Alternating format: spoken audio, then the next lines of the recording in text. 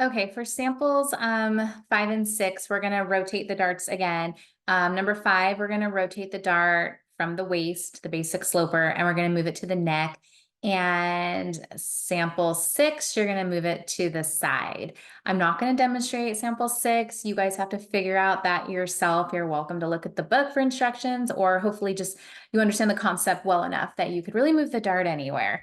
For the other 2 samples, I showed you in Tuka how to rotate the dart, the simple way of really selecting the dart, right-clicking, and moving it to a point. And really, you could argue that is kind of like what the book is showing you, this whole pivotal transfer method.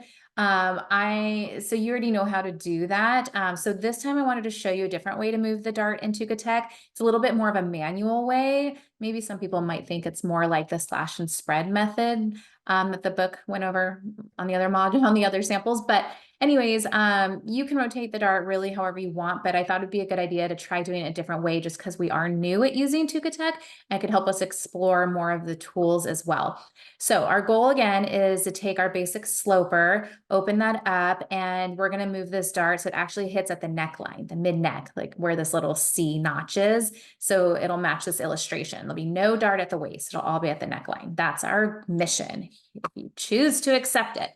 Okay, so I do not have my darts registered as darts in Tuka. They've been cut out. So if you have darts, you're going to want to select it with the dart selection tool and right click and cut it. So it looks like this. And we're going to draw an internal line.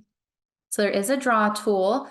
Keyboard shortcut's the letter D. And I'm going to go ahead and click that dart point. I'll say, okay, yes, we can create a point connection. And we can go up to mid dart and just click there. I'll say, okay. And then I'm done. So if you hit enter, it's going to delete. If you hit backspace, it's going to delete. What you have to hit to tell Tuka you're done drawing is by right clicking. It took me a minute and say, yes, create dart connection. So maybe write that one down in case you guys forget. So to stop drawing, unless it's like a closed shape, you just want to draw a line. You need to right click to tell Tuka you're done drawing. Okay, cool. So I have an internal line here. So really what I want to do next is I want to cut this guy. I want to cut it right on the line slash, right? And then I want to spread it open. And by spreading it open, I'll actually close these 2 dart legs by joining them. Okay, so how the heck am I going to cut this internal line? Okay, so I don't want to be on the selection tool. I want to be on the internal line selection tool. So Control-Shift-Z, select internals. And I really got to make sure I select it. I always have sometimes issues with this. So I'm going to click the top point and then also maybe the other one, maybe I'll click and drag. Oh, that's actually easier. Just clicking and dragging a big box over it. Boom, did it. It is selected. Now I can right click. I'm hovering right over it. And I should, maybe there's actually a tool to cut it. Okay, let's go check. There is. There's scissors. Okay, so cut along internal line. There's also cut, just regular cut, but we're going to do cut along internal line. There we go. I guess I'll click. I just clicked it.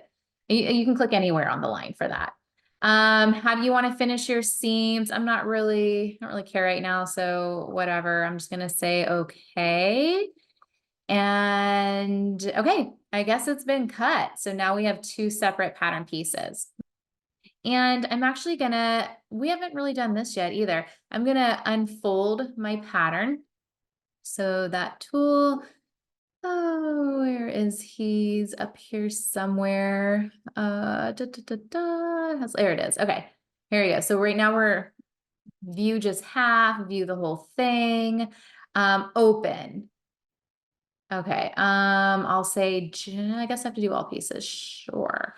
Okay, so now they're no longer symmetrical, so I'm actually gonna see if it will let me delete these pieces. No, I don't wanna delete that one. So let me try this again. Maybe, okay, if I select you, oh, I'm gonna select, yeah, I'm gonna click this guy, and I'm gonna come down and click this bottom one. Okay, maybe I'll click one at a time. Delete. No. Okay, right click, delete. Okay, let's see if I can select over both of these two and right click and delete, or is that going to cause trouble? Let's say cancel. Okay, so let's try just one point. And it says the keyboard shortcut is delete. I'll try it. No, I don't know. Let me try right clicking it. Let me zoom in. No, maybe that's true. Okay, so we have these curve points here. So I'm gonna right click and I guess I could delete it. Maybe I should have, whatever. Okay, delete. Okay, here we go. So now I'm just on the half scale. Okay, so once the internal line cut the bodice, the next thing I think is best to do is actually move them apart. So you can just double check that it is been cut. So I was in my selection tool, the white arrow, and I was able to move it. Next, we're gonna do the join tool. And you can hit the letter J or go up here. And the way it works is that you click on a point of one pattern and you click on the point of the other, and then it joins. Can be a little funky, so you really have to look at the little pop-up window it gives you. So for example, I'll just start by clicking the bottom corner and I want to connect it to this piece. Now it has this little line. That means, and when it joins, it's actually going to join the two bottom pieces together. I don't want that. I want it to join the two top ones. Why don't I just say, okay, so you can see what I'm talking about. See how it joined the bottoms? I'm going to hit Control C, hit pause if you need longer to look at it. So I can actually just go up here and click these two. Maybe that will get what I want. But why don't I go back here and just see if I can do it this way? And maybe I change direction. Oh yeah, see? So now it's going to connect this segment to this segment. And that is what I want. So let's click OK. No, let's say edit undo. Okay, why don't I click this point to this point and say okay. Okay, I think that's actually what I wanted because now let me say edit undo. Yep, that is exactly what I wanted. Yeah. So let me do it one more time. I don't know why it didn't work from the bottom going up, but whatever. Okay, so now I got to rotate my piece around. Okay, clockwise, there we go. Cool.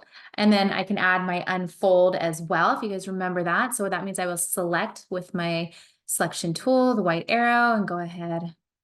Okay, so to select this line, I guess I can't just click this line. It's not working. So I have to click the top point and click the next one, or no, I have to click and drag. So click and drag. Hey, there it is. It's now selected. Now again, Tuka does work in a clockwise motion. So if I clicked from this point to this point, I think everything would be selected except for the line that I actually want selected.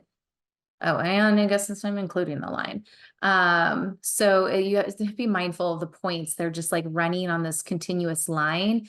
They're not like independent. You select them in order and it's clockwise is the order.